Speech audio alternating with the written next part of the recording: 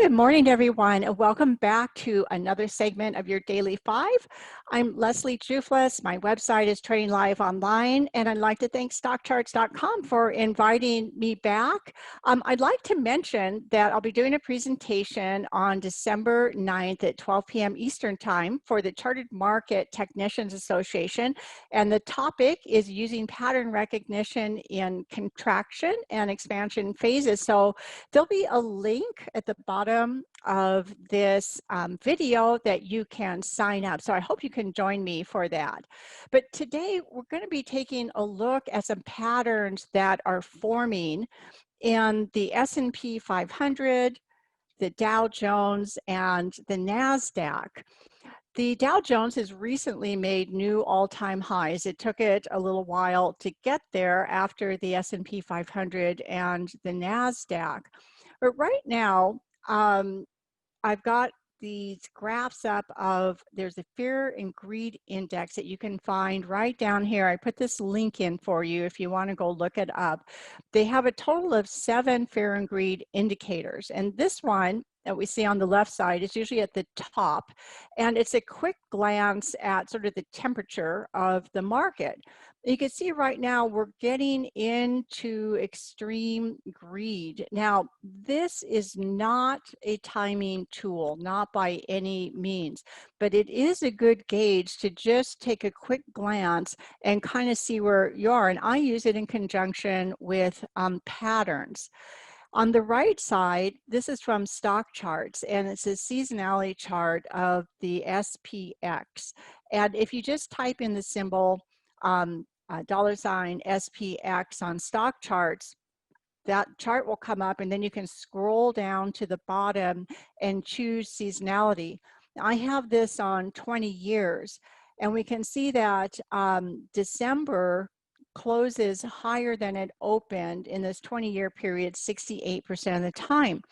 So it's sort of the scarecrow in the Wizard of Oz pointing, which direction to go. So we have a seasonality of bullishness, but we're also getting towards an kind of a overbought market, and I'm starting to see some big patterns forming that are reversal patterns.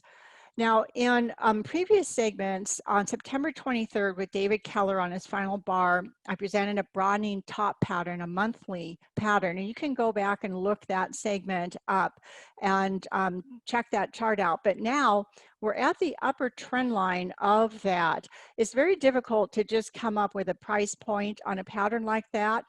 But now with these daily patterns and being up towards that upper trend line, I'm starting to see some confluence if we come up and make new highs up around just above the 3,700 area in the S&P up to about the 3,800 area. So let's walk through this chart real quick and I'll show you how I'm getting those numbers. Let's start on the left side, the February 2020 highs. And I'm taking the length of the high down to the March lows and extending it using a 1.27 Fibonacci extension ratio. That's bringing it up to 37.25. Now this pattern right over here, this is called a butterfly pattern. This is a sell pattern. And this is the starting point of the pattern. It has a swing down, and then there's an A, a B, a C, and a D that extends above that starting point. Well, when the market made a new high right here, the market found resistance at that 127 extension. That's of here to here, extending 1.27 up of the length of the swing. And we came all the way back down to where this upside breakout was.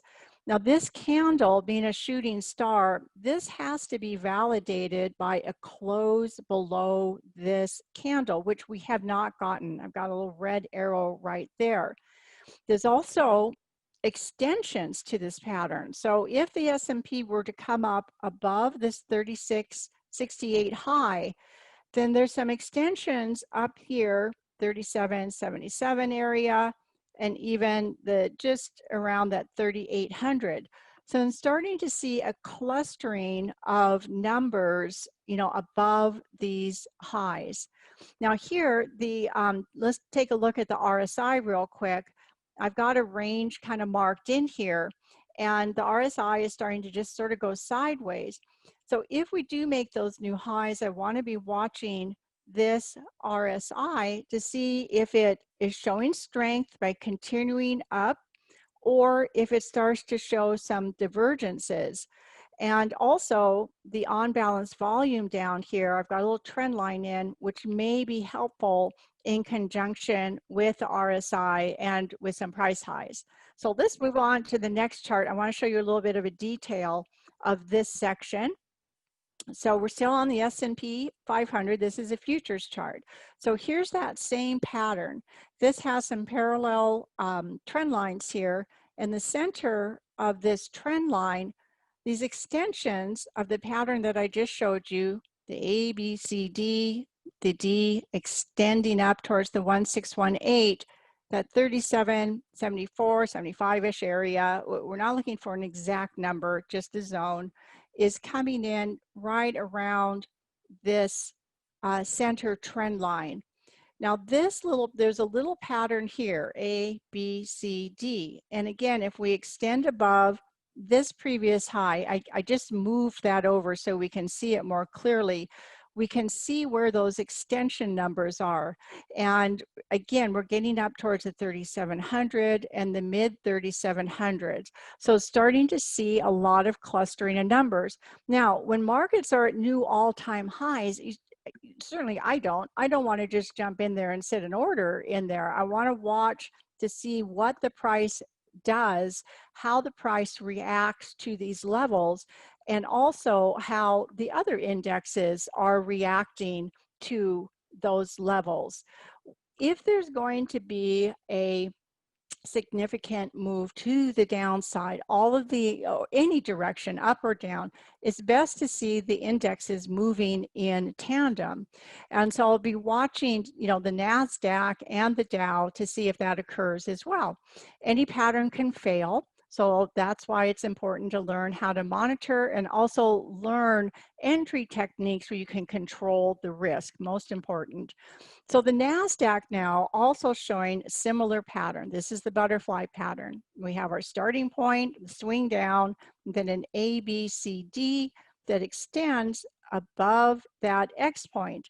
So this is just showing you where some of these areas are coming in, just like we just looked at on the S&P.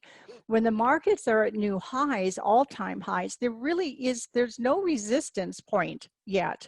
And so we want to wait and let the market, tell us that that is a turning point or is continuing to the upside if they do make highs.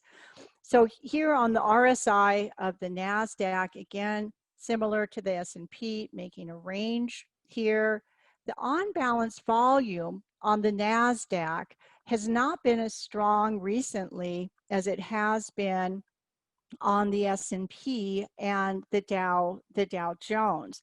And so want to keep a close eye on that as well.